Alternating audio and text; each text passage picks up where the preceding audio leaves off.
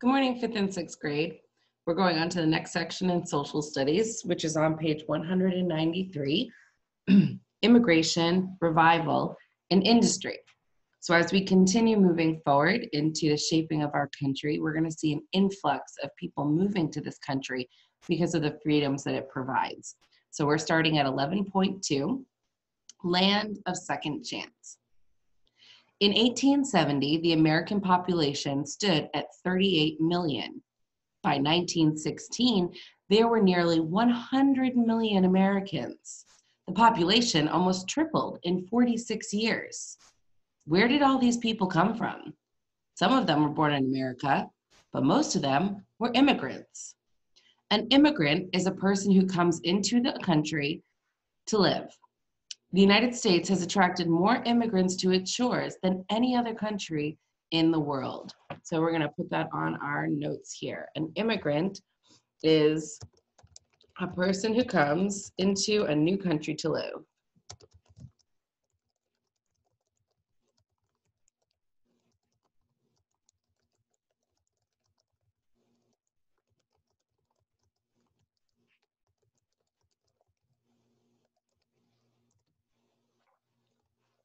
Okay. Because of our heritage of freedom and our free economic system, many people from all over the world have come here to live. The French people realized this when they sent the Statue of Liberty as a gift of friendship for our 100th anniversary. The poem of the base of the Statue of Liberty reads in part, "Give me your tired, your poor, your huddled masses yearning to be breathe free, the wretched refuse of your teeming shore. Send these, the homeless, tempest tossed to me. I lift my lamp beside the golden door." So this is kind of what the Statue of Liberty symbolizes. It's saying, come, kind of like the Bible verse that says, "Come unto me, all ye who are weary and burdened, and I will give you rest." This is what the Statue of Liberty is kind of beckoning to those from other countries. Come, find freedom, find a place that you can live here. And so we see this influx of immigration. This poem was written by Emma Lazarus, an American who helped American immigrants adjust to their new world. The United States has become a new home to so many people that the American Indians now make up only 1% of the population. Because people from all over the world make up the United States and have influenced it in many ways, it is often called a melting pot, meaning many different cultures, many different traditions, all blended into one to create kind of a new culture. Most of the people of the world are referred to by the name of their country, such as French, English, Brazilian, or Canadian. The United States is such a mixture of many countries that it's the only country in the world whose citizens are not commonly called by their country, but by their continent, Americans. Okay, so we're going to add that in too. Americans are defined by their continent instead of country. Americans. And even still, if you think about your family heritage, you might say, I'm Italian, or I'm Irish, or I'm Portuguese, or I'm Chinese. But really, we're all Americans because we were born and we're citizens of this country. From the days of early colonization, people have come to America from Europe for freedom of religion, freedom to work and own land, and freedom from oppressive governments. As the years passed, the reasons for coming to America grew. Immigrants came for other freedoms that America had to offer, such as freedom of speech and freedom of press. Some people came from poor families where they faced starvation. Many came because they could not own homes, businesses, or farms in their old homelands. But in America, if they worked hard, they could. Along with all of these hopes, they wanted education for their children. This may have been impossible in their homelands, but in the United States, every child can have a good education. So many people have come to the United States to find greater opportunity to reach their goals that our country has been called the land of second chance, or the land of opportunity. The new Americans came from many different countries. Originally, almost all immigrants had been from Northwestern Europe: England, Ireland, Scotland, Germany, Scandinavia, Switzerland, and France. Now, many came from Southern and Eastern Europe: Italy, Poland, Russia, Austria, Hungary, and from Asia, China, and Japan. Many of these new Americans had a difficult beginning, for few knew how to speak English, but they had few possessions and very little money. But most had a great desire to work and build for themselves a home in a new and free country. By their work and determination, they helped build an even stronger United States. So when we think of people coming into this country, they were coming for opportunity. They were coming because their country did not offer them the freedom to live the way that they wanted, or to live a healthy life. And so coming to America offered an opportunity to come and be able to start a new business, get land for themselves, have their children get education, have food available to them. And so many of these people are coming to America out of desperation because their own country is not supporting them or supporting their family. And a lot of times too, you had to pay in order to get to America. And so if these people are coming for reasons of starvation or for being poor, you couldn't afford for your whole family to come over to America. And so sometimes just one person would come to America and then send the money back home. And I know when you get to New York, so New York is kind of the center point of immigration. It's not anymore at Ellis Island, but this is where all immigrants came into the country on the East Coast. There's an island off of New York City, off Manhattan, that's called Ellis Island, and it's right next to the island that the Statue of Liberty is on. And Ellis Island has a building on it that was the immigration center. And so before people even stepped foot on land, they had to go through this island, and they had to pass a number of tests. They had to be healthy. They had to know where they were going. They had to say their name. And a lot of people got turned away because of their health. My dad's family immigrated here from Sicily. And when they got here, they had to come in shifts because of money. But when they did get here, my dad's grandmother was ill. And so they actually sent her back to Sicily with one of the children.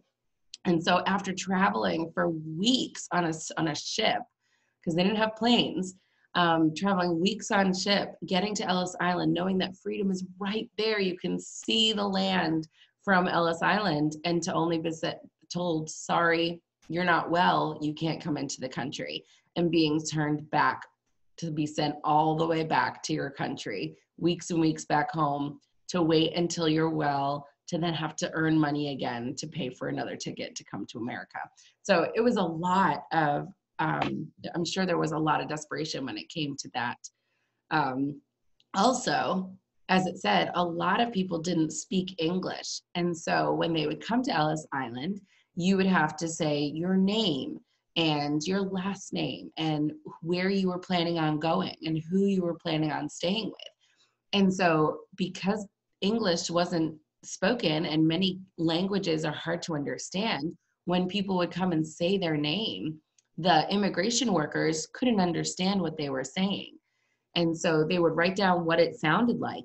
And so a lot of last names documented ended up being changed at Ellis Island because they couldn't understand what the people were saying. And so because of dialect, because of accent, the pronunciation of last names actually shifted when your family came through Ellis Island. Not all, but many. And so the last name that you have today might actually be slightly different than the last name of your ancestors that came through Ellis Island, because they were not understood on how to pronounce their name or what it meant.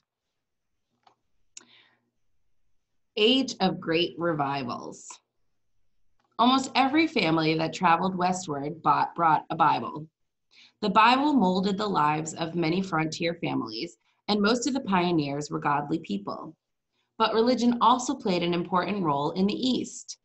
During the 1800s and the early 1900s, a great revival swept through the America's large cities, bringing salvation to immigrants as well as to longtime residents. These revivals were so successful that they reminded people of the Great Awakening. Charles Finney, 1792 to 1875, a brilliant lawyer who began one of America's greatest revival preachings, had great influence in his day. Usually, the building could not hold the crowds that came to hear him preach. He also brought revival to London, England. Dwight L. Moody, or D.L. Moody, if you've heard that name, 1837 to 1899, who began preaching several years after Finney, was America's most famous evangelist through the 19th century. When Moody, a shoe salesman from Massachusetts, came to know Christ, he was stirred by an urgent desire to share the gospel with as many people as possible. His historic revival services in America and England drew thousands upon thousands of people. He also founded Moody Bible Institute in Chicago, which is still there today. In the early 1900s, Billy Sunday, 1863 to 1935, a famous baseball star, captured America's attention. People from all walks of life flocked to hear this man of God preach. Some people came because they were concerned about their souls. Some people came simply because they were curious.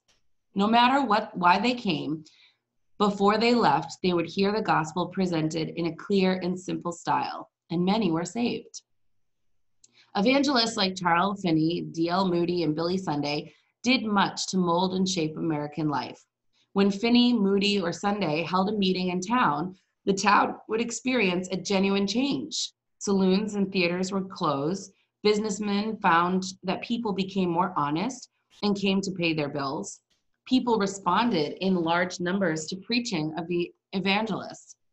Many desired to obey the Bible and to let the Bible change their lives.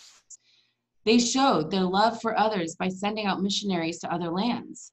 Many hymns that we love to sing today were written during this time. So great were the advances made by Christianity during this time that one history writer in the 19th century said, "The greatest century which Christianity has thus far known." So with this influx of people coming to the United States and a population boom, you're also seeing revival and a Christianity boom as hearts are being turned to the Lord. And so we have Charles Finney, D.L. Moody, and Billy Sunday.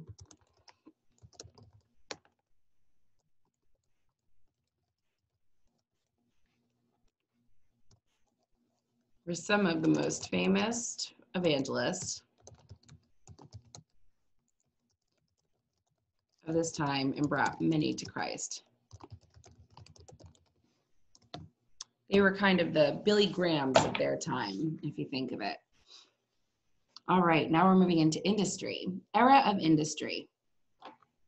The 19th century saw great prosperity and growth in industry. Two main products caused American industry to grow rapidly: steel and oil. America was blessed with the materials needed for mass production of steel and oil, and enterprising businessmen who were eager to provide the money needed by the growing industry. The leaders of these two industries, Andrew Carnegie and John D. Rockefeller, became giants in American history. Andrew Carnegie sees the future in steel. For many years, iron had been the chief metal used by industry, but was heavy, expensive, and brittle, which meant it broke easily. Around 1856, an Englishman named Sir Henry Bessemer developed a method of turning iron into steel, a metal which was just as strong as iron, but much lighter and more flexible. Andrew Carnegie, 1835 to 1919, brought the steel industry to America. In 1847, as a boy of 12, Andrew Carnegie came with his family to Pennsylvania from Scotland for a better life. Andrew's father got a job in a mill factory and soon secured a position for his son as well. At first, Andrew earned only $1.20 a week. But because he was an able and willing worker, he soon moved on to better jobs. He became a messenger boy, then a telegraph operator, then a railroad clerk, and finally a railroad supervisor. As he earned more money, he used it wisely. He bought iron factories and prospered. When he saw Bessemer make steel from iron, Carnegie converted his factories to steel production. Some people thought he was foolish, but Carnegie knew better. The age of iron is over. The age of steel is here, he said. All of the railroads will want steel rails because their old iron rails break too easily. Bridges will be built out of steel, and ships and tall buildings, and many other things that we don't even know about yet. The future is in steel. As Carnegie predicted, the steel industry became a huge success, and Carnegie Steel Company was the most successful of all. After many years, Andrew Carnegie had grown very wealthy, but he felt it would be wrong to use his money selfishly. He believed that the best thing to do with his money is to give it away for worthy causes. The man who dies rich dies disgraced, said Carnegie, who spent the last years of his life giving away his fortune. Because he loved good church music, he donated over 7,000 pipe organs to churches. He also paid for schools and colleges. As a boy, he had loved to read. Because he wanted all boys and girls to have a book to read, he built libraries in towns throughout America. He eventually paid for the construction of over 3,000 public libraries. By the time of his death in 1919, Carnegie, who had once earned $1.20 a week, had given away over $350 million. Now, if you think of this, this is over 100 years ago that he was alive and having his industries. So you think of the increase of value of money, and so $350 million today, and what that would have been back then, we're talking millions and millions and millions of dollars that he earned by doing the steel industry. And he gave so much of it away. We hear the name Carnegie. If you've ever been to New York City, there's Carnegie Hall, which is one of the most famous theaters to hear musicians perform. And so it's one of the greatest honors as a musician to play or to sing in Carnegie Hall. And so that's named after Andrew Carnegie. All right, so Andrew Carnegie.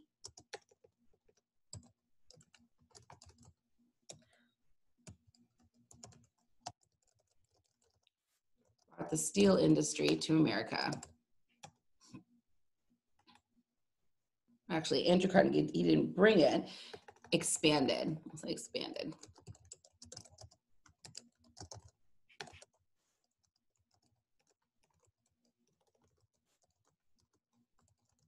And gave away millions of his wealth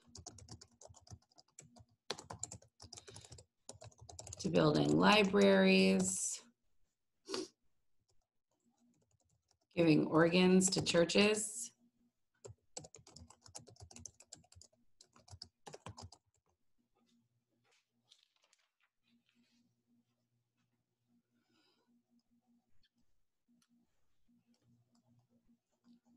and supporting his community. Okay. Now moving on to the oil industry. John D. Rockefeller organizes the oil industry. So we're going to talk about John D. Rockefeller.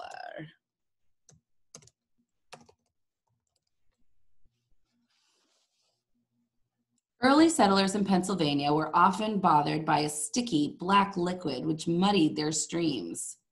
When they heard that the Indians believed that the substance had magical powers, they bottled the liquid and sold it as medicine. Soon people discovered that this substance, oil, made a good fuel. People flocked to Pennsylvania to pump oil out of the ground, establishing dozens of small petroleum companies. John D. Rockefeller, 1839 to 1937, began to unite small companies into one big company. providing low prices and better service. Rockefeller's company, Standard Oil, which is still running today, made him the first billionaire in history. For many years, he was the richest man in the world. Rich as he was, John D. Rockefeller learned that all the money in the world could not give him happiness. His mental distress soon led to terrible health problems. When Rockefeller realized that his money could bring him joy only if he used it to help others, he created the Rockefeller Foundation, an organization which gave millions of dollars to worthy causes. Rockefeller recovered his health and lived to be 98 years old. He gave away over $550 million during his lifetime. So Rockefeller made his money in the oil industry. In the oil industry. And petroleum is still used today. Petroleum is used for many different things. It's separated, and petroleum is actually a material that's created from the breaking down of organic material underground. And so that's why you have to dig for it. And so dead animals, dead plants, all of these things broken down over hundreds of years. It's believed dinosaurs as well. That's why you always hear that oil comes from dinosaurs, because it's from organic material that has broken down over time and creates this oily substance. And that oil is flammable and is used as an energy source. And so it's used in cars, it's used to heat homes. Petroleum, Vaseline if you've ever heard of Vaseline before, it's a petroleum jelly. It's actually a byproduct of petroleum. And so there's a lot of things it's used for. And so as America is starting to create more machinery, and with the Industrial Revolution, there's a switch to oil run machines. Trains are switching from steam to oil. And many of the machines in factories are switching to oil. And so there's a boom in the need for petroleum gas and oil. And so Rockefeller becomes extremely rich through this time. And his family is still owns Standard Oil and is still reaping the benefits of that industry today. So he made millions and billions from the oil industry. He was one of the first billionaires.